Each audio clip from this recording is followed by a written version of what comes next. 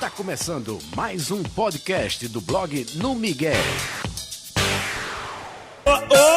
No passinho do jogador, só no Miguel, só no Miguel. Que é isso, leguelé? Só no Miguel, só no Miguel. Que é isso, leguelé? No passinho do jogador, só no Miguel. Salve, salve, rapaziada aqui do blog No Miguel. Está começando mais um podcast aqui do nosso blog. Vou dando meu alô inicial aqui ao meu amigo, ele que fez uma participação especial no desenho do Dudu e Edu. Era o Plank do desenho. Boa tarde, Lucas Lima. Boa tarde, Beto. Boa tarde a todos, né? Muito feliz aqui estar mais uma vez ao seu lado, né? A gente que forma aí a dupla dinâmica, eu sendo o Batman e você sendo o Robin. Mais uma vez aí formando essa parceria no ataque do blog do Miguel. Dessa vez também com outro cara aí que você já vai anunciar, né? Muito bem, vou trazer agora aqui ele que vem responsável pela criação das jogadas do blog do Miguel, estreando aqui no nosso podcast. Boa tarde, meu amigo João Leal. É um prazer estar falando aqui com você. Boa tarde. Um abraço, obrigado aí pelo convite. Vamos começando o nosso podcast. Lucas Lima, meu amigo Lucas Lima, que você que é ali oriundo de Linha do Tiro, aquelas redondezas próximas. Lugar bom. Lugar bom de se viver. Muito bom. Oriundo das redondezas ali do bairro do Arruda.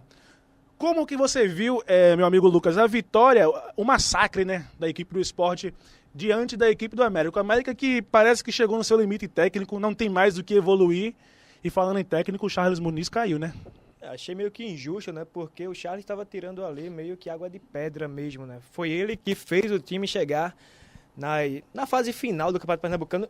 Enfim, chegar no Campeonato Pernambucano mesmo, né? Porque aquela primeira fase, a fase eliminatória, não dá para chamar hoje em dia de Campeonato Pernambucano. Mas o América fez um milagre no primeiro jogo, na rodada inicial do Pernambucano 2016, né? Venceu do Sport lá com o gol de Daniel.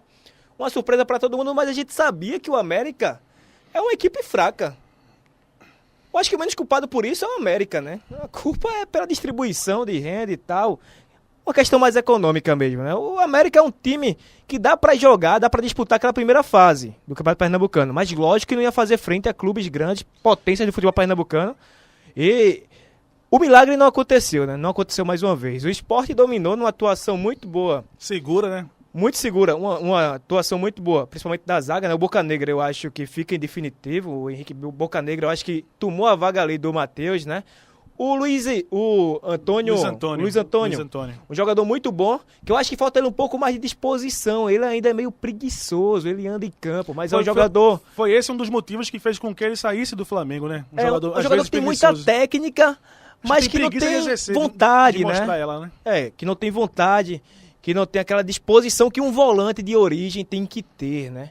Então, eu acho que o Sport fez o seu papel, eu acho que eram poucos que achavam ou acreditavam na vitória do América. Então, saiu o vencedor aquele, o maior, né? O que jogou melhor bola. No primeiro jogo, foi um acidente. O Sport dominou toda a partida, o América foi lá no lance isolado e fez o gol. Dessa vez não se repetiu, o time foi mais prudente, o próprio Túlio fez gol. O América tá com a mania, João, de tomar gols logo no início da partida. Foi assim contra o Náutico, que levou um gol com 50 segundos de jogo. E agora foi 11. Contra a equipe do Sport com 2 minutos... 2 minutos? Com 2 minutos, o Durval fez um gol de cabeça lá no Arruda.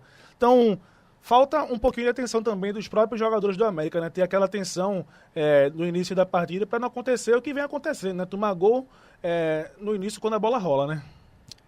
O América é um time limitado, né, pô? Se a gente for ver, a gente pode dizer assim, pô. O América é um time que... Pô, chegou no seu limite. A discrepância, pô, de qualidade entre o América, o Central e os 4 que estão, pelo menos, na fase dos 4 primeiros colocados, né? Assim, a gente coloca como... É impossível a gente exigir alguma coisa desses times, pô.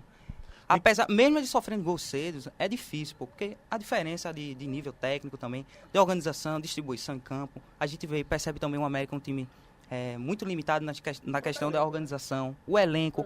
É um time vaziano, é um time de jogadores que, se a gente for ver, se for puxar, não ganham nem salário mínimo. muitos deles não recebem. Mas hoje Então, em dia tá mais profissional a América. mas ainda assim a gente percebe que De base, o nível técnico mas a gente não pode tem ser garantia comparado do a que eles isso, né? recebam de fato, né? É um time que hoje em dia tá mais profissional Tem do que, era antes. e tem que, Talvez sim, mas a gente não tem a confirmação. tem É que, tem complicado. que reforçar bastante, porque a gente sabe que uma Série D do Campeonato Brasileiro vai exigir muito. Série D que está com a nova fórmula aí, Lucas Lima. São 68 clubes agora. É. Querem fazer um campeonato com 68 A clubes, né? Série Não tem nada C definitivo. vai ser 12 clubes em 4 grupos. Ou seja, a Série D vai passar o ano todo rolando, velho. Já era complicado o acesso da D para C, esse ano ficou ainda pior, né? Realmente é bom até porque eu acho que fica o campeonato mais democrático, principalmente longe dos centros, né? Para as equipes menores e tal, a gente bate muito na tecla que hoje em dia a CBF só dá estrutura para os clubes grandes, né? Então a Série D com mais clubes também dá mais opções, né? Provavelmente eu acho que Pernambuco pode herdar uma terceira vaga, já tem 2 clubes confirmados, o Central e o América, estão confirmados tanto para desse ano quanto para do ano que vem também. E possa ser que, dependendo da quantidade de clubes que for divulgado, né, que for fechado ali o campeonato, possa ser que surja outra vaga, o que vai ser bom, que provavelmente vai ser herdado pelo Atlético Pernambucano, que foi o campeão do interior.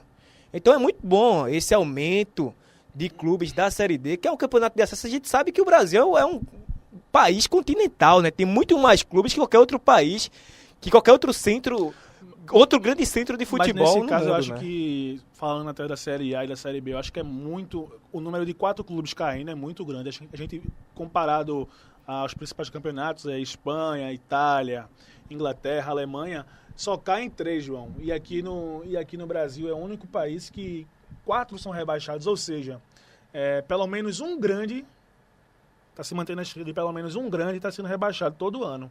Então você acha que, já que mudou essa fórmula de disputa da Série D, não seria também a hora de mudar essa questão do rebaixamento na Série A, na Série B do Campeonato Brasileiro, diminuindo de 4 para 3 o número de times que são rebaixados? Aí tem que ver também uma questão mais por parte da CBF, que a gente não espera muita coisa também, né?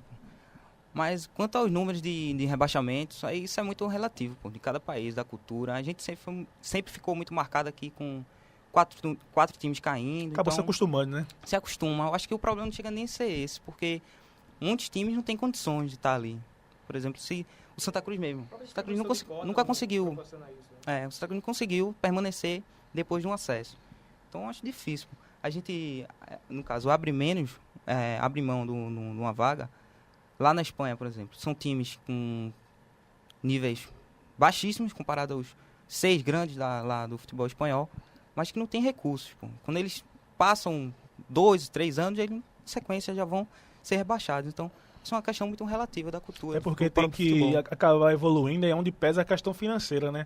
Eles passam esses 2, 3 anos se segurando para não ser rebaixado, mas aí quando bate a questão que aconteceu com a América, quando chega no limite técnico que precisa de um reforço para a equipe, bate na questão financeira que acaba pesando, os clubes não têm mais para onde evoluir por conta da questão financeira, não tem como contratar, buscar reforços e acaba sendo rebaixado, né?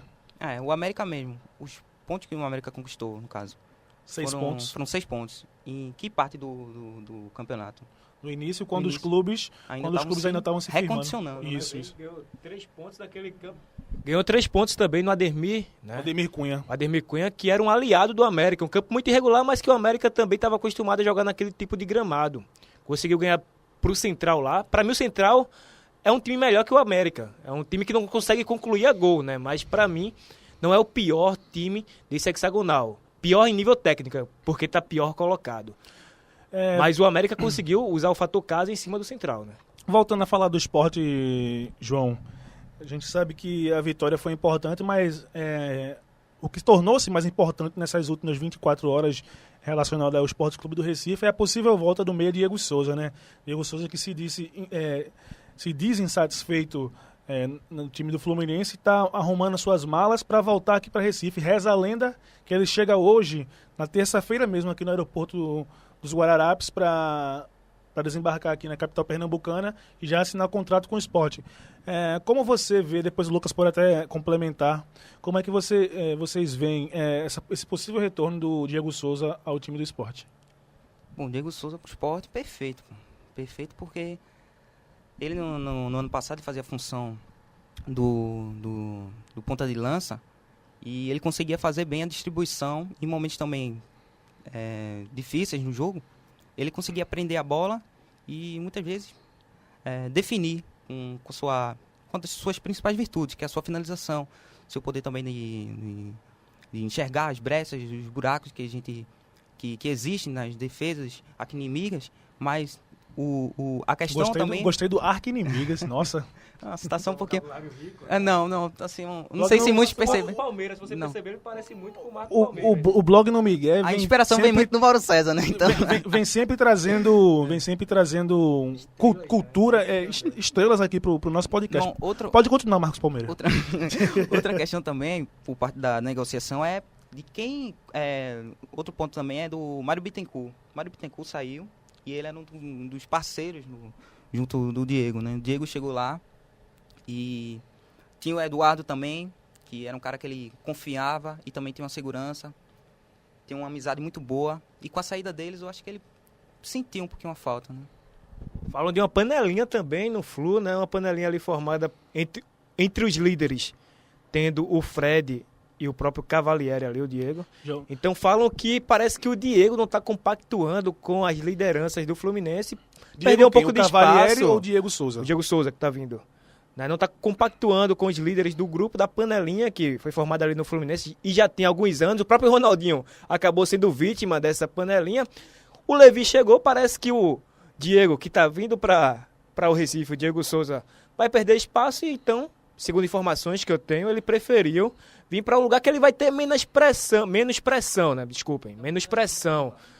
Não que o Sport seja um clube menor do que o Fluminense, né? Mas vai receber que aqui é diferente. Uma menor pressão. Aqui ele é ídolo também. A cerveja aqui é mais gelada. Aqui tem o futevôlei, né? Um futevôlei mais diferenciado. Imagina só, você treinar no sábado de manhã até umas 10, 11 horas, largou, né? Saiu do treino, pegar aquela praiana, Boa Viagem, Beira-Mar, um caldinho ali na barraca. E falam que rola aposta. Barraca do Pezão é bem demais, né, meu parceiro? 5 conto. 5 contos cada se você sete, ganhar pra ele. Se você ganhar pra ele é 5 conto. Não é 5 conto. É 5 mil, né? É 5 mil, meu patrão. É isso, essas informações que chegou chegou até mim por uma borboleta. Uma borboleta me contou. Mas o homem é rato de praia do Rio de Janeiro. O homem manja do futebol, ele manja. Manja bem. Geralmente quem joga futebol no nível bom sabe jogar muito futebol, né? O próprio Romário jogava muito. Renato não Gaúcho, comparando, Edmundo. Né? Isso. São jogadores que demonstram certa facilidade. Agora falando do jogador... Diego Souza é um jogador que durante toda a sua carreira foi muito irregular. Eu falo muito irregular em partida, porque tem partida que ele é gênio. Tem partida que ele entra, não gênio, mas ele é um acima da média. Ele vai lá, desempenha bem seu futebol. Em 2011 foi muito assim, ele no Vasco. Ia lá, tinha jogo que ele jogava muito, mas tem jogo que ele não se apresenta, é meio sonolento. Então acho que o custo-benefício não é tão atrativo para o esporte. É um jogador que é ídolo, mas se vir bancado... Né? Vem para cá para falar da polêmica do esporte contra o Flamengo, já ganhou a torcida nesse aspecto. Também, se for bancado pelo patrocínio, eu vejo como um viés muito bom para o esporte. Mas se for um jogador para ser custeado pela diretoria, eu acho que o custo-benefício não é tão atraente. Eu acho que dá para o esporte conseguir outros valores por um menor valor. O único, assim, ressaltando essa sua informação, Lucas, assim, de cabeça, assim, que eu me lembre, o único time que o Diego Souza foi constante, que foi quando foi eleito o melhor jogador do Brasileirão, o melhor meia, foi no Palmeiras de 2009. Só que em ambos os times que ele passou, inclusive no Palmeiras, ele sempre jogou com um meia de criação ao seu lado. Ele nunca foi esse meia de criação. No Grêmio, ele tinha o Tcheco. No Palmeiras, ele tinha o Valdívia, em 2008. E em 2009, ele tinha o Cleiton Xavier. No Vasco, ele tinha o Juninho Pernambucano ao seu lado. Quando ele jogou sendo responsável pela criação de jogadas, ele não evoluiu, que foi no Atlético Mineiro, que foi no Cruzeiro. No Sport, foi quando ele conseguiu se sobressair um pouco mais, João. Então, você acha que Diego Souza pode render sem o Marlone? Porque o Marlone está no Corinthians. O Sport tinha o Marlone ano passado. O meio responsável pela criação é o Marco Gonzalez, mas o Marco Gonzalez tem um problema... É o Valdívia do Sport, só vive no DM. O Valdívia piorado, né? Diga-se por passagem. O Valdívia piorado. Então, será que ele vai conseguir manter o nível de apresentação que ele manteve ano passado? Porque de cabeça assim no Sport, eu só me lembro de 2 partidaças do Diego Souza, que foi contra o Atlético Mineiro aqui na ilha, que o Sport goleou, e contra o Flamengo no Maracanã, que teve aquela questão da polêmica toda. Nos outros jogos, meu amigo, Diego Souza metia a xícara, pra quem não sabe, pra quem não é boleiro feito a gente, que tem esses jargões, a xícara é quando você mete a mão na cintura e espera acontecer. Diego Souza ficava, a maioria das partidas, no meio de campo. Jogou muito como centroavante também. Jogou muito como falso 9, centroavante, né? Tá começando a se transformar, ele tá passando a ser um jogador mais de referência do que um meia mesmo. Aquele cara que arma, que organiza, que distribui, justamente. Que segura, prende. E ele passou muitas das partidas da equipe do Sport sendo criticado por isso, por não participar, por ficar no meio de campo com a mão na cintura, esperando acontecer, esperando alguém resolver. Então, sem o Marlone, repetindo a pergunta, você acha que ele conseguirá manter o nível de apresentação que ele manteve ano passado? Acho que sim, até porque ano passado, o engraçado é que Marlone, ele no Vasco, ele costumava circular um pouquinho mais por dentro. No Sport não, no Sport ele ficava um pouquinho mais aberto, tinha a responsabilidade de voltar para marcar o lateral. Isso com o Eduardo, isso ficava bem evidente, mas a questão é que o Diego, ele sempre foi o cara, pelo menos no Sport, responsável pela organização. O problema aí do Diego é como ele vai lidar com o protagonismo de Lênis. Né? Aí é um ponto que para ser discutido. Lênis hoje, para quem não sabe, já está sendo o xodózinho da torcida do Sport, né? Mas Lênis é um cara que eu acho que ainda falta mostrar mais, né? Eu acho que é muito inconstante para também. ele ser ídolo mesmo da torcida, ele tem que jogar o brasileiro em um bom nível. Porque é muito fácil, me perdoem, entre aspas, né? Entre aspas, você ter uma boa atuação contra a América, contra a Central, contra o Salgueiro, contra o Náutico, mas eu quero ver ele fazer isso nas zagas de Palmeiras, na zaga do Corinthians, né? Eu quero ver, aí sim a gente vai confirmar se ele é realmente um jogador acima da média ou não. Justamente. Né? Saindo já aqui do jogo do Sport contra a equipe do América e do caso Diego Souza, vamos agora falar do clássico, que teve no domingo, empate no Arruda entre Santa Cruz e a equipe do Náutico.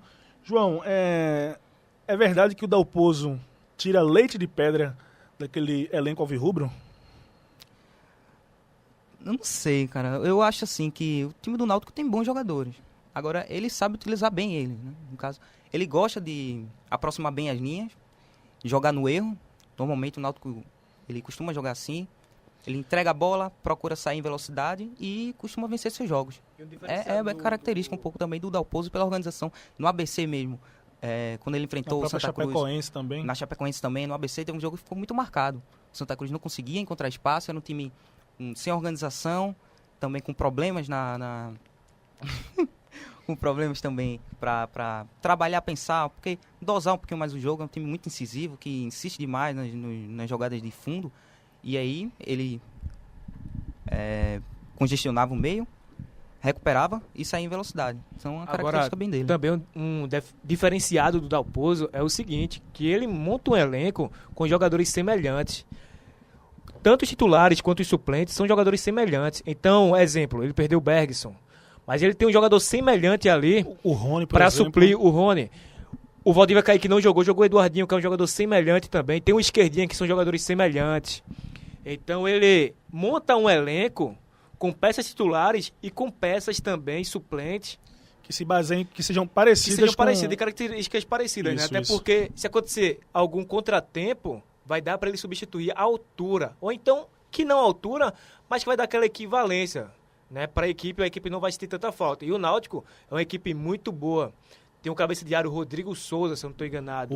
O Negão marca bem, viu? Fez um partidaço. Ele já jogava assim, por onde passou. Sempre foi bem observado como um volante aquele volante pegador, que tá... O famoso volante pitbull, Lucas Lima. Você que gosta dessa função, né? Isso. O Gil Mineiro, que estava encostado no Náutico, jogou muito também. Foi o melhor jogo do ano, foi um jogo muito aberto. O Náutico jogando com o tridente, né, no 4-5-1, como você queira chamar, que tem várias variações. Você está jogando no 4-4-2, que é difícil hoje em dia você ver um time grande jogando no 4-4-2. É quase uma formação tática aposentada. Fazia tempo que o Santa Cruz não jogava. A moda agora é o 4-2-3-1, né? Essa variação do 4-5-1 com a bola, ou do 4-1... 4-1, são várias variações, né? Mas dentro da filosofia é o 4-5-1 mesmo, né? Então, hoje em dia é muito difícil você ver o Santa Cruz jogando com o 4-4-2. Ver um time grande jogando com 4-4-2. E foi essa a carta na manga que fez o Martelotti tirar um pontinho do Dalpozo, porque nos 3 últimas partidas, Era só derrota, tinha né? perdido as 3, né?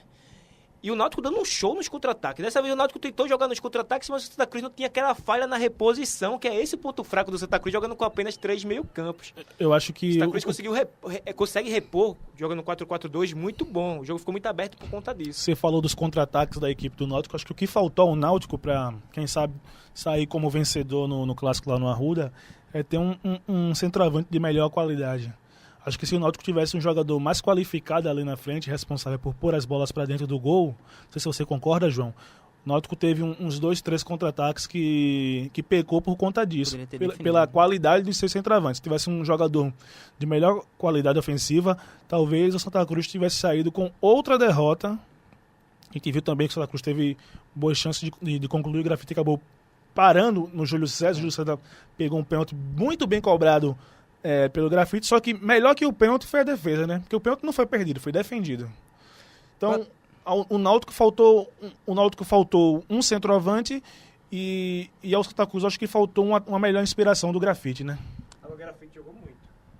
Taticamente. Grafite, no meu ponto de vista, fez a sua melhor partida desde que quando voltou a Santa Quando Cruz. a gente fala de um jogador que ele brilhou taticamente, é porque ele pecou no aspecto técnico.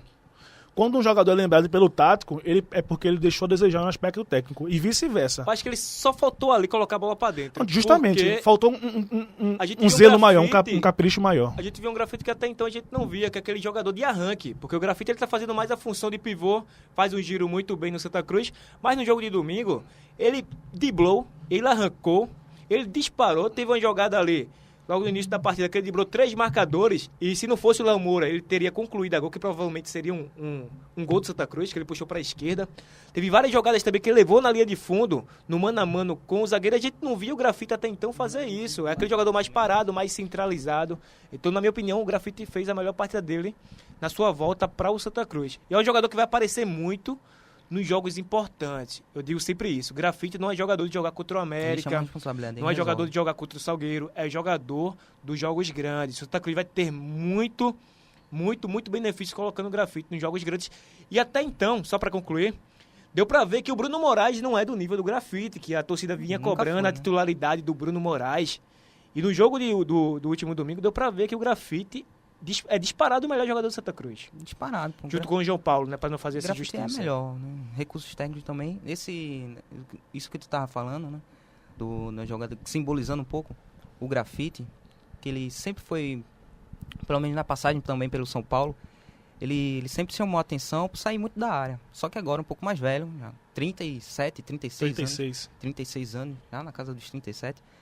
É um cara que ainda assim tem condições, vigor físico para buscar as jogadas fora da área, né? E teve uma jogada em cima do lateral esquerdo do Náutico, eu não lembro agora.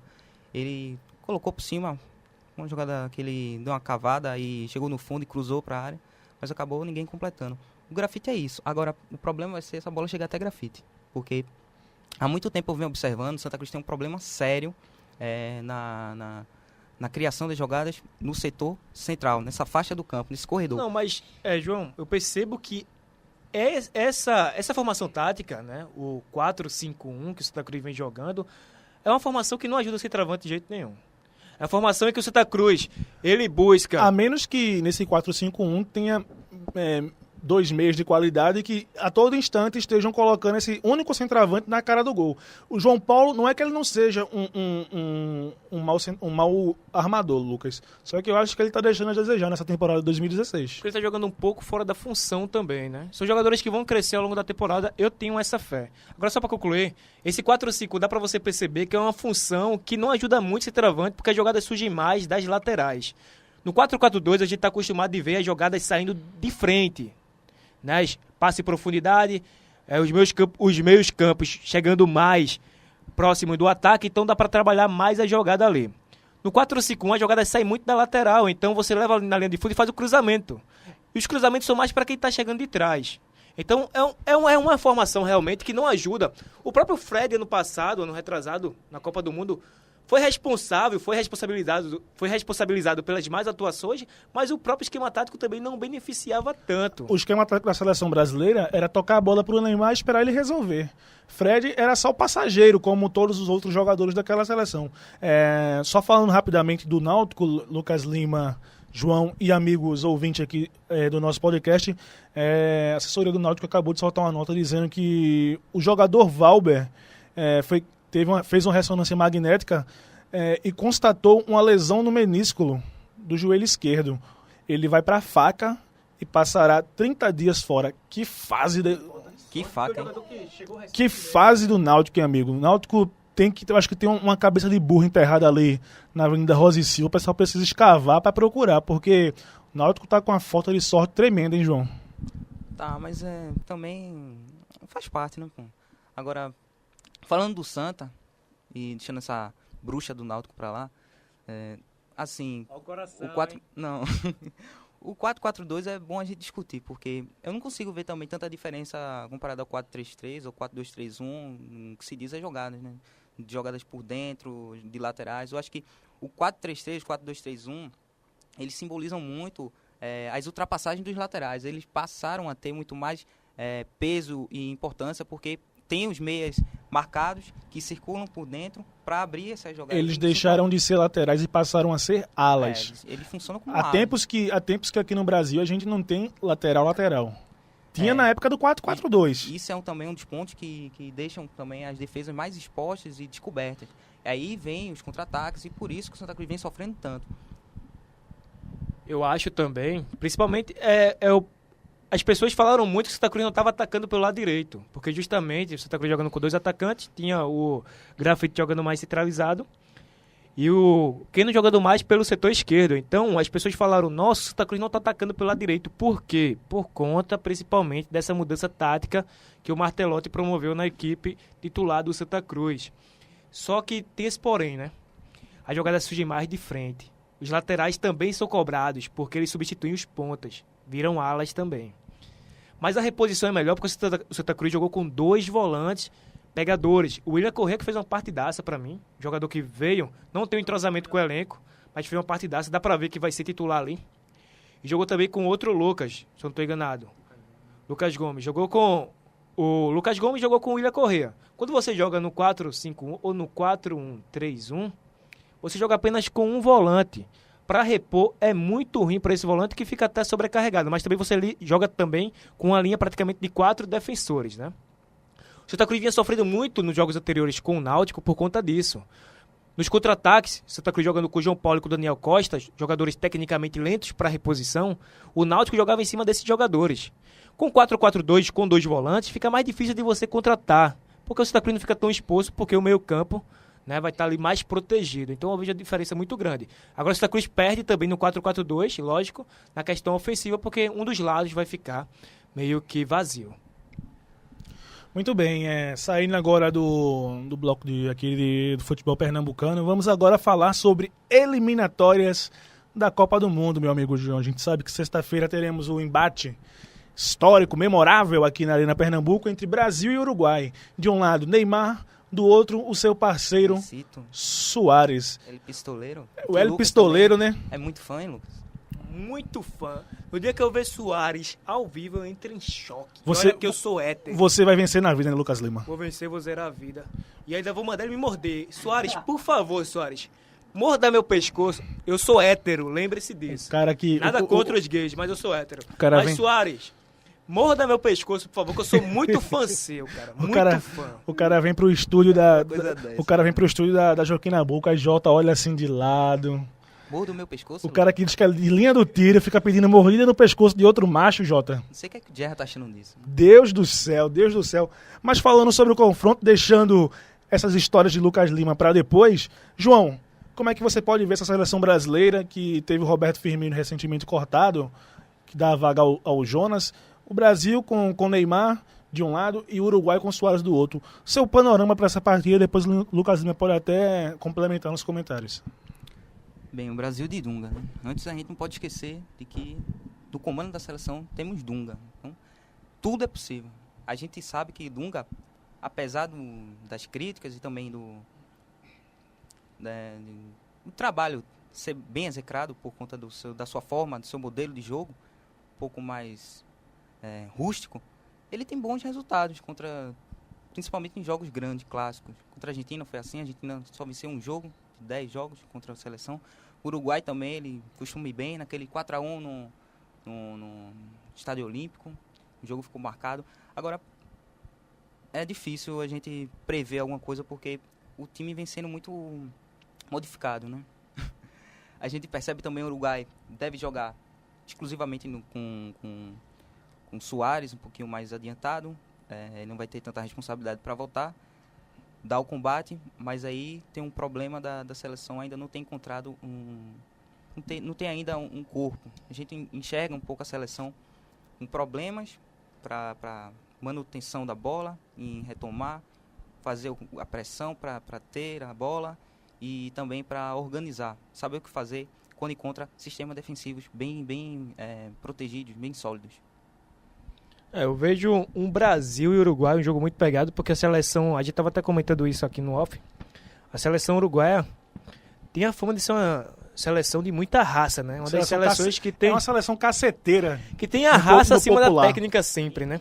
E tem Suárez, que é um jogador muito decisivo, que tem um peso de decisão maior do que maior que o de Neymar até, né? Então pra mim vai ser um bom jogo, eu acho que vai ser um teste de fogo para o Dunga. Eu apostaria na entrada do Coutinho, promoveria o Coutinho para fazer ali meio campo com o Lucas Lima e com o William. Não vem, e o Oscar que é titular na seleção, né? Essa temporada na Inglaterra, o Oscar não vem demonstrando todo o seu potencial, né? Coutinho, eu acho que nas últimas 3 temporadas tem sido o melhor brasileiro ao lado de William. Douglas Costa também vem... Não, na Premier, né? Na Premier League. Na Premier League, Coutinho fez uma temporada 2013, 2014 muito boa. Não sei por que não foi convocado, porque o Filipão acho que não assiste a Premier League. Oscar, nessa temporada, eu acho que foi o 4º ou 5º jogador brasileiro em destaque.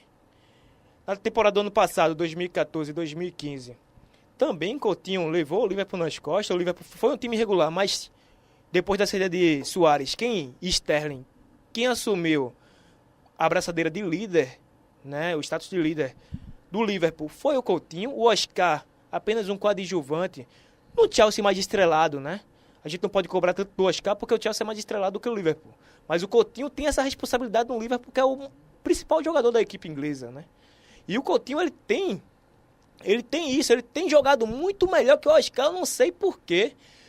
O Coutinho não é titular, muitas vezes não é lembrado, muitas vezes não é escalado, muitas vezes nem entra. Mas o Coutinho, ele tem mais futebol que o Oscar, isso é indiscutível. Eu acho que a dupla para a Copa de 2018 é Coutinho e Neymar.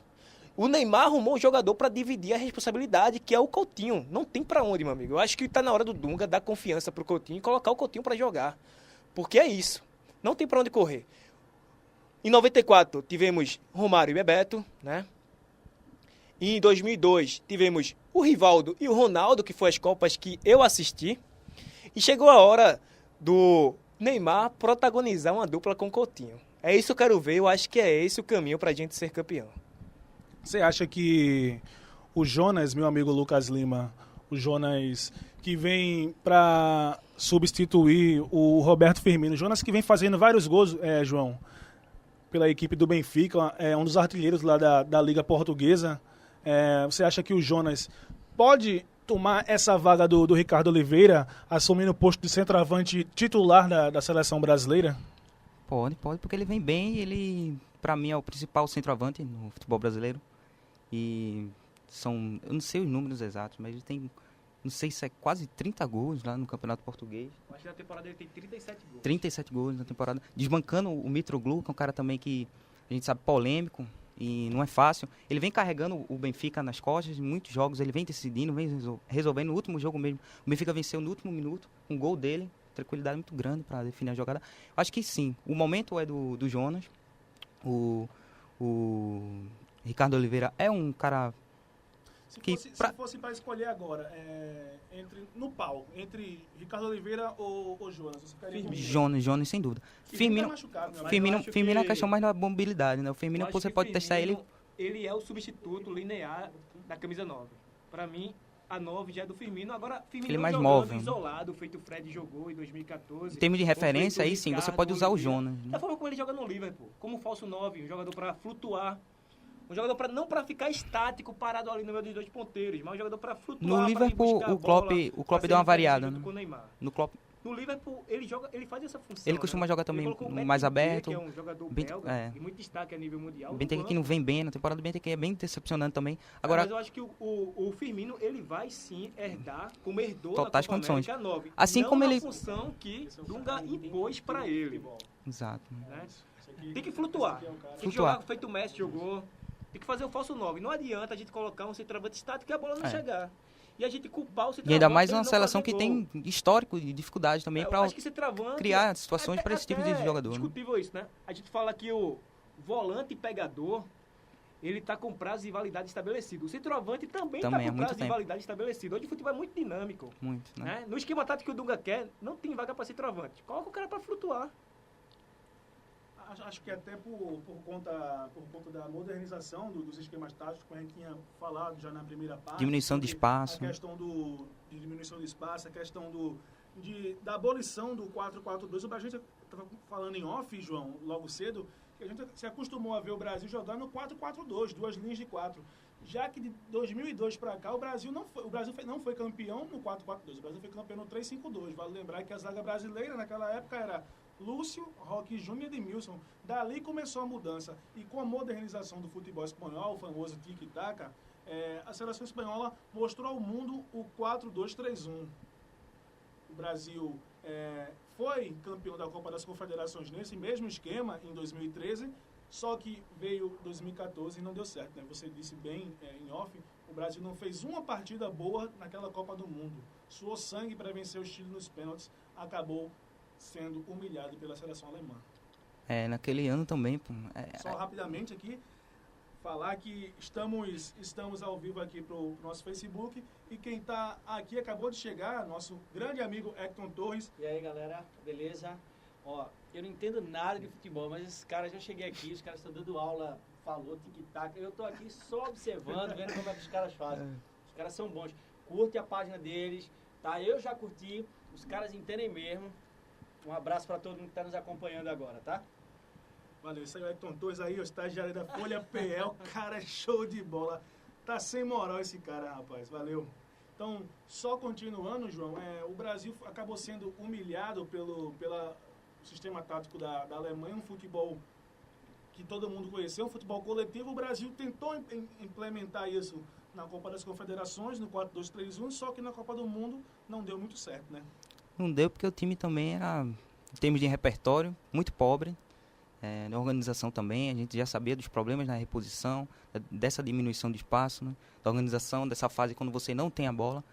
Isso aí nunca foi da cultura do nosso futebol. A gente sempre desprezou a organização, a estratégia. Isso aí sempre ficou muito voltado ao futebol europeu. A gente sempre dava maior ênfase, predominância à qualidade técnica. Né? Nossos times costumavam ter a bola, mas não eram times que ficavam e gostavam de ter a bola, eram times que queriam ter a bola para buscar o ataque, eram times incisivos. Agora, o que chama a atenção também é que nessa era mais moderna, em que Lucas mesmo vinha falando que o centroavante vem perdendo espaço, a gente começa a perceber que os técnicos e principalmente a própria CBF, com os problemas que tem, eles passaram a se preocupar muito mais com essa questão de especificação dos nossos treinadores, não ficarem tão obsoletos e acomodados aos termos de repertórios táticos e de implantar mais suas ideias e tentar buscar um jogo mais moderno, e eu não gosto do termo moderno, mas mais atual, que procure pelo menos também dar um pouquinho mais de atenção para esse tipo de problema, que por aqui no Brasil vem melhorando com a chegada de alguns técnicos, o próprio português que está agora na Ferroviária, que vem fazendo um bom trabalho, estudioso, cara que engole, ele digere, Né? cara, o próprio Lula. ele Muito bem absorve dele. muito Lula bem é um os jogador de números. futebol, né? E outro ponto que a gente podia tocar também era com o Martelotti. O Martelotti, a última entrevista dele no último jogo, ele falou que não liga muito para estatística, essas coisas. Acho que isso tem uma leitura errada do jogo, ele não enxerga muito bem, ele acha que os números, ele passa uma impressão errada, e não é bem assim. Eu acho que os números ele pode auxiliar sim. Agora a questão é você saber usar os números e utilizar da forma certa, né? Que não acontece muito aqui no futebol brasileiro. Deixa eu interromper, eu vim participar aqui com vocês e eu queria saber uma coisa, a opinião de vocês, na verdade. Porque a gente, pelo que eu percebi, está falando de sistema tático e tal. Mas na opinião de vocês, de alguma forma, essa evolução ou essa mudança, essa modernização, ela não vem pela, vamos dizer assim, pela globalização que o futebol vem passando? Eu digo no sentido de que antes tínhamos poucas seleções ali, né? Nós, Brasil, saímos na frente, tínhamos figuras consagradas.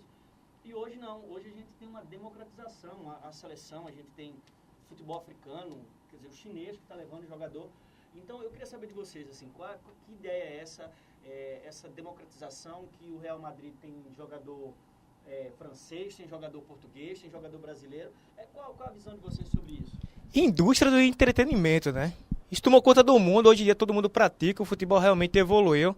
Tá muito mais disputado, tá melhor até.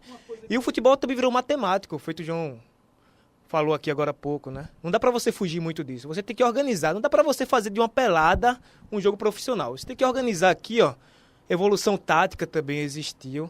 Eu acho que foi mais a gente ter aprendido mesmo com o tempo, porque o futebol é um esporte muito recente, né? Tem o quê? 150 anos. Mas aí já entra... Então, a tendência é realmente já entra aquela evolução, velha frase de Galvão Bueno, né? Que não existe mais bobo no futebol. O futebol passou por uma evolução notória.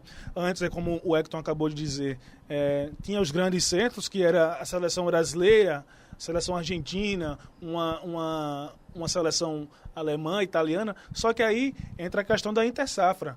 Se o próprio país não passa a revelar bons valores, vai ficando para trás.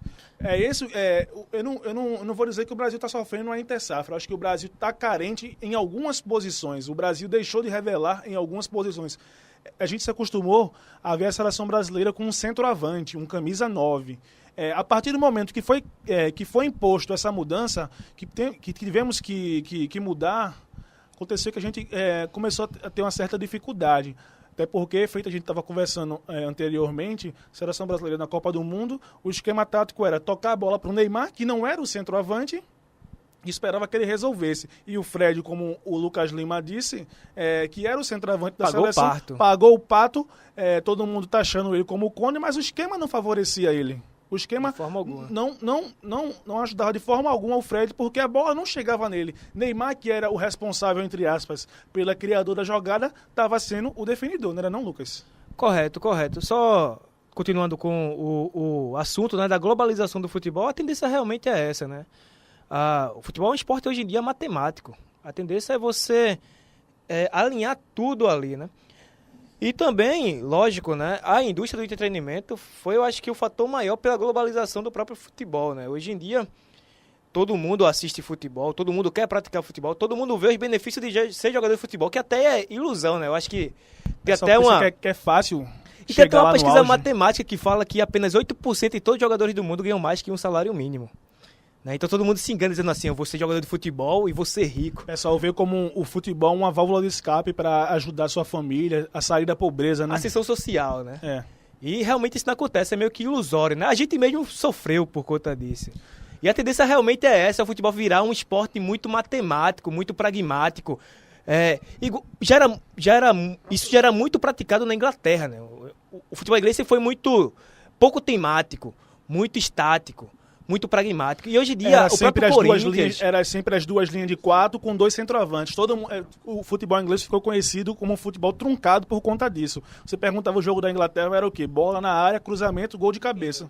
E hoje em dia, realmente, né, existe esse intercâmbio de vários países, o próprio de várias línguas. O Leicester, que é líder do campeonato inglês, se você vê, tem jogadores de vários países, inclusive inglês. Que até japonês, né? Fugindo dos grandes clubes ingleses. Porque se a gente pegar o Manchester City, por exemplo, acho que é o clube que tem menos jogadores ingleses. Mais internacionalizado, como o João bem disse. Só tem o Joe Hart, e o Joe Hart não é titular da seleção inglesa. Acabou sendo reserva agora para o Cavadeiro, né? O Cavadeiro é reserva.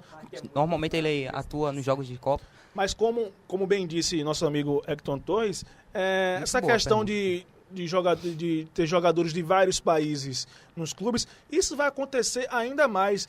Prova disso é o mercado chinês, que está chegando com um caminhão de dinheiro aqui no Brasil. É o que acontece. Buscando desenvolver o próprio futebol. Né? Desenvolver o próprio futebol, só que aí está faltando um pouco de sabedoria a eles. O que acontece? Lá só pode ter 3 jogadores estrangeiros. Eles Eu acho que isso deve mudar. Deve ter uma Deve abertura mudar, de mas mercado. ainda não mudou. Deve ter uma abertura de mercado, principalmente para a próxima Deve janela. mudar, mas não mudou. Eles contrataram 3 jogadores ofensivos e esqueceram do primordial. O meio-campo e principalmente o sistema defensivo. Contratou jogadores brasileiros, fizeram amistosos com clubes brasileiros aqui no Brasil. Clubes que nem são grandes. Acabou acontecendo o quê? Fazia 2, 3 gols pela qualidade ofensiva, mas acabava levando 4, 5. Aí eles, poxa vida.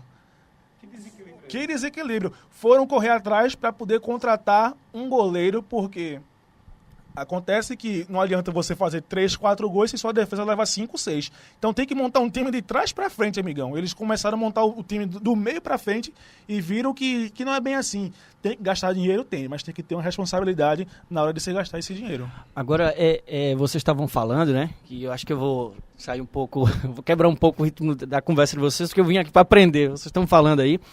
Só uma observação. Primeiro, essa democratização, né? Eu vejo como exclusivamente de um continente, né? Me parece que é o continente europeu, porque nós vamos... Se você pega hoje os 3 principais jogadores, ou o grande trio aí, né? A grande tríade é um uruguaio, um argentino e um brasileiro, né?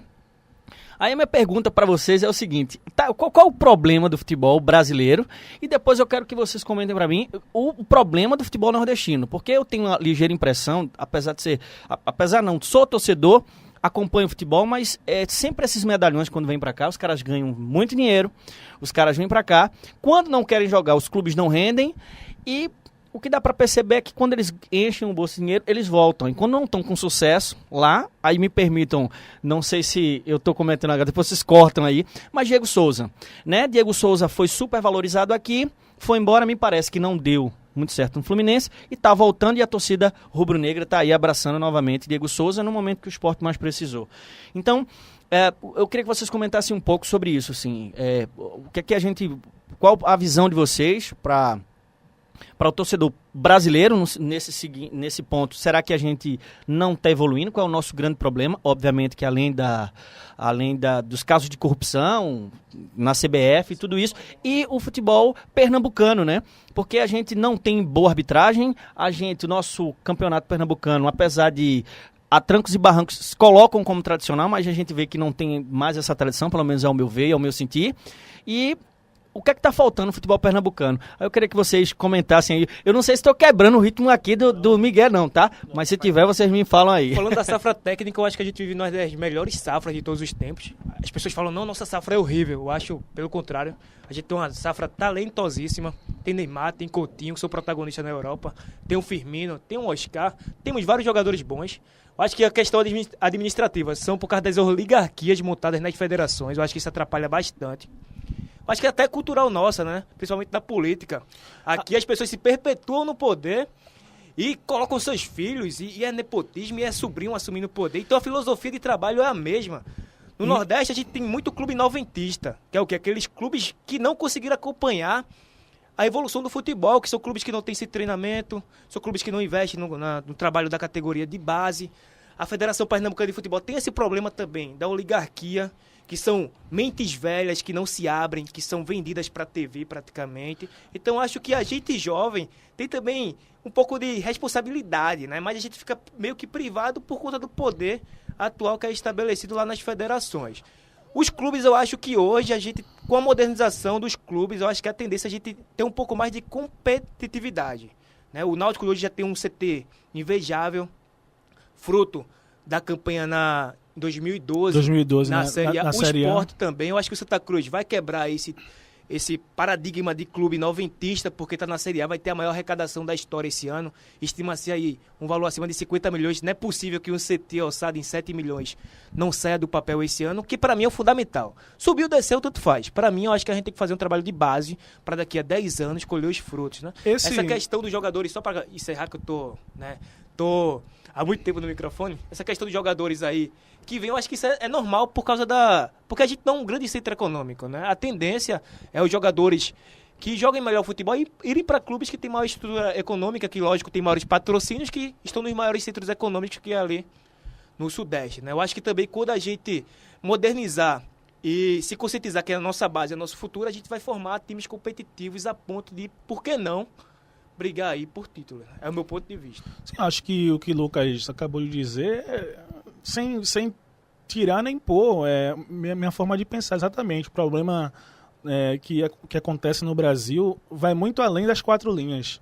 É um problema político que acaba interferindo no futebol brasileiro. Querendo ou não, como o Lucas bem disse, são pessoas que estão aí no poder há mais de 10, 20, 30 anos, que quando pensam em sair, já pensam em colocar um dos seus no lugar para manter a escrita, para a filosofia continuar sendo a mesma. Ou seja, eu nunca vi um presidente entrar rico e sair pobre de um clube, mas eu já vi presidente entrar pobre e sair rico. Então, quer dizer, temos que ter uma maior atenção. É a questão da responsabilidade financeira. Eu jamais vou fazer um contrato com você, Hector, te jurando pagar 500 mil reais se eu só posso te pagar 200. Eu te prometo céus aqui, você vem achando que vai ganhar isso, e quando chega aqui eu não consigo te pagar nem 2 meses de salário. Aí é que está o problema. É quando os clubes passam a ter muitas dívidas trabalhistas por conta disso. Porque prometem muito aos jogadores, os jogadores vêm para cá achando que vai ganhar tudo isso. Por quê? Entra a questão de Recife ser uma cidade muito boa para se morar. Como eu estava dizendo a Lucas, você com dinheiro é uma das melhores cidades para se morar aqui em Recife. Você com dinheiro, você vai para lugares interessantíssimos aqui em Recife. A questão do Diego Souza, ele não vai ter a pressão que ele teria, respondendo a sua pergunta, ele não vai ter a pressão que ele teria, ele jogando no eixo Rio-São Paulo. Lógico que não. Não desmerecendo ao Sport Clube de Recife, não desmerecendo ao Santa Cruz nem ao Náutico. Mas a gente sabe que a pressão é totalmente diferente, até por conta da carência de ídolos que a gente tem aqui no Nordeste. Quem é o último grande ídolo nordestino? Eu acho que Rivaldo. Depois de Rivaldo... Pior que Rivaldo não fez nem sucesso no clube nordestino. Não, justamente, ele não fez sucesso. Desculpa, Beto, o próprio Juninho Pernambucano, né? Ele sai daqui, ele é aquela figura que ele sai daqui e causou polêmica.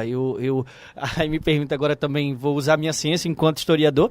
Ele sai daqui e ele não fez grande sucesso. Não que ele não faça grande sucesso, mas depois do Vasco ele vai para a França, né? E de lá ele tem estátua e essa coisa toda, né? Então, o grande problema, eu acho que um dos meninos que também seria uma promessa foi Ciro, né? E que hoje eu não sei, vocês aí do Miguel, por favor, me atualizem, eu não sei nem onde tá Ciro, mas... Foi mal gerenciado, Ciro foi mal gerenciado. Teve a morte do pai também que acabou influenciando, né? A questão da morte do pai influenciou muito ele. Muitos que dizem, né? Os próprios familiares, amigos que são muito próximos a ele, disse que ele sentiu muito a morte do pai e, claro, degringolou a carreira do cara, né? Ele desabou, ele despenca. Agora, a questão do ponto mais político, aí tem que ser um estudo muito, assim, grande, né? Porque é um assunto muito complexo, envolve muitas coisas, né? Corrupção, essa coisa toda. Porque não é só no Brasil, isso aí existe no mundo todo. Só que aqui o clube não quer pagar imposto, né? Ah, claro, né? Ao Estado. Aí tem os problemas fiscais governo também. O clube geralmente tem muitas dívidas fiscais.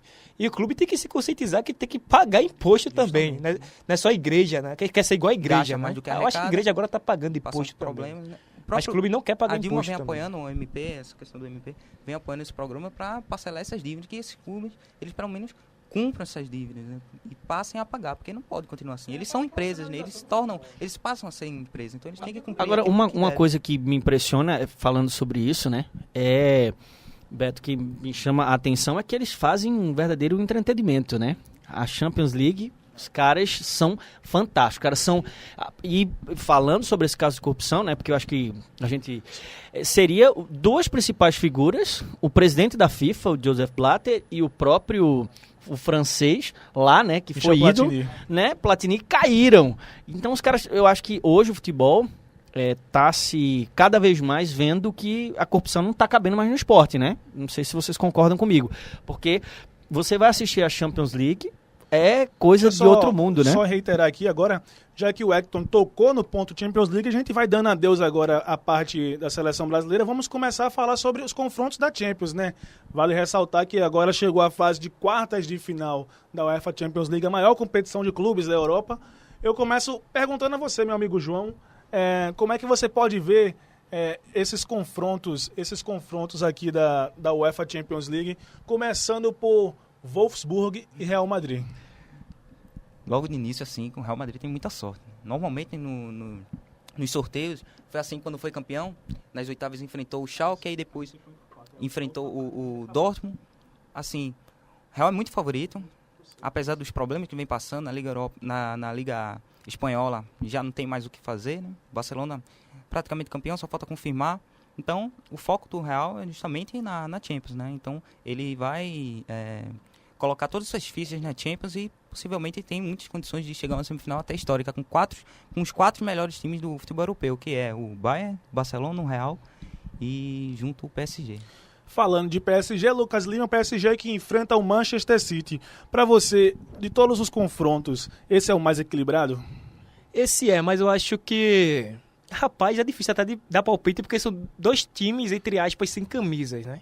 Não tem tradição. Clubes ricos, né? Eu queria muito que o Ibrahimovic, antes de... Foi 94? Eu queria muito que o Ibrahimovic, antes de se aposentar, ganhasse uma Champions League, né? Algo que falta para ele, um cara muito vitorioso. E o Manchester City é um clube que ainda falta um pouco mais de experiência na Champions League. Eu acho que vai dar PSG, que é um clube que já tem um pouco mais de experiência, e nessa hora de quartas de finais, isso pesa muito. Tanto é que o Chelsea chegou várias vezes nessa fase e nunca conseguiu chegar a ser campeão. Ganhou em 2012, depois de ter disputado aí 5 semifinais e quartas de finais seguidas, né?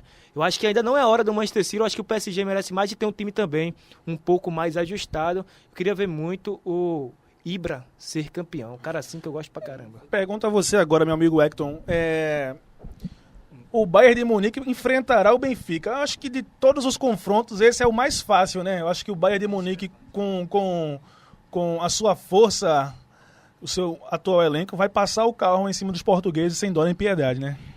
Beto deu para mim uma coisa mais fácil de comentar, né? Eu concordo com você em número, gênero e grau, né? Me derrubou, na verdade, eu me ofereci para vir para cá e o convite foi aceito e ele me derrubou. Eu concordo com você, apesar de torcer pelo Real Madrid, tá? Então eu me resumo a responder que eu fico no Real Madrid. Mas fazendo essa observação, de fato dá para perceber pelo assim, distanciamento, porque às vezes estou sempre ali na economia, é bem fechado, mas o Manchester, eu tenho essa ligeira impressão que perdeu o brilho. Não sei se vocês concordam comigo, porque eu fui de uma geração em que nós comprávamos a camisa hoje não, né? Hoje tá eu tinha uma camisa do Barcelona, do Rivaldo, que meu pai me presenteou. Não era original na época, era difícil a gente ter camisa original naquela época por conta da questão financeira. Hoje em dia ainda está com preço salgado, mas tornou-se um pouco mais fácil. Mas eu tinha uma camisa do Barcelona, aprendi a gostar do Barcelona. Não sou torcedor do Barcelona, mas gosto do time do Barcelona. Acho que desde os anos 90, quando o Rivaldo, por ser daqui também, e por ter passagens por um certo clube paulista, da qual eu não vou me referir agora, um clube que teve ligação com E que eu só queria fazer uma observação para quem está acompanhando aí o Bigué. Por favor, esse time não tem... Ninguém aqui nessa mesa tem amor por esse time. Ou eu acompanho aí nas redes sociais e observo que não existe essa proximidade, né, Betão? Com certeza. Era para ser pouco, mas era para ser vaca. Era para ser a vaca. Porque tudo que o Palmeiras tem deve ser o Parmalat, pelo Parmalat, pela fábrica de leite. E a Eterna Academia com a Ademir da Guia, como é que fica? Você está com heresias. Ali é uma questão que a gente tem que ser discutida em outro programa. Você está com heresia, meu amigo Lucas Lima. Mas dando seguimento à Champions League, você acha, Hector, que o Bayern de Munique passará com extrema facilidade pelo Benfica ou não é bem assim? A gente sabe que no futebol não é sempre que o melhor vence. Mas tá na cara que vai dar Bayern, né? Beto, assim, pelo que eu percebo, são 2 clubes, ao meu ver, né? Que de fato fica muito difícil você colocar um favorecimento. E por que eu digo isso? Porque são clubes sem tradição. é aquela coisa, quando você pega, sei lá, o América, mal comparando, tá? Você pega o América e o Sport, você já acha que, mas o Sport vai atropelar, vai passar o carro. Nesse caso, não. Porque são tão sem tradição, ou aquilo que a gente esperava desses clubes, né? Mas, de repente, né? Eu já vi jogo aqui, na Arena Pernambuco, o Japão na grande Itália, e eu torcendo pro Japão, bate na trave, não entra e vai lá a Itália e faz o gol, né? Então, são coisas do futebol, são né? coisas do futebol. Agora, eu concordo com você, eu acho que realmente não tem... Aí não eu tem acho muito que- o que discutir, Acho né? que é unanimidade aqui. Eu acho que o Bahia passará com uma certa facilidade do Benfica. E deixei para comentar o último confronto com vocês todos. O clássico, Barcelona contra o Atlético de Madrid. Começando por você, João, na sua opinião, assim, é parelho ou o Barcelona ainda é favorito? O Barcelona é favorito, mas o Atlético de Madrid, a gente é bom lembrar que Eu acho que é o único clube assim, que tem uma capacidade de prender um pouco o Barcelona. Nem o próprio Real Madrid, nem o próprio Bayern. Eu acho que o Atlético de Madrid, pelo sistema de jogo implantado pelo Simeone, que é consegue... um cara muito tático, né? Ele consegue exige prender, muito essa questão da justamente. a proximidade entre as linhas. É bom lembrar também que o Barcelona foi eliminado em 2013, 2014, naquela edição, pelo Atlético de Madrid nas quartas de finais, né? Então, o Atlético de Madrid pode sim aprontar. Agora é um pouco complicado, porque o Atlético não vem bem nessa reta final do Campeonato Espanhol. Nos últimos jogos ele não vem muito bem, passando o PSV nos pênaltis, né? Vem uma fase ruim. Então eu acho que pelo momento do Barça, pela fase que está vivendo, os três, o Messi, Suárez e o Neymar, então fica complicado. Mesmo o Atlético tendo essa rivalidade, esse equilíbrio por parte da sua organização tática, essa imposição que pode endurecer um pouquinho mais o jogo, mas eu ainda acho que o Barcelona é muito favorito. Sua opinião, Lucas, você concorda com o João Leal ou o Atlético ainda tem... Eu vou além, para ganhar do Barça atual, só trazendo a seleção de 70 para jogar. Talvez possa ser que a seleção de 70 ganhe. O Sevilha ganhou em outubro 4-1.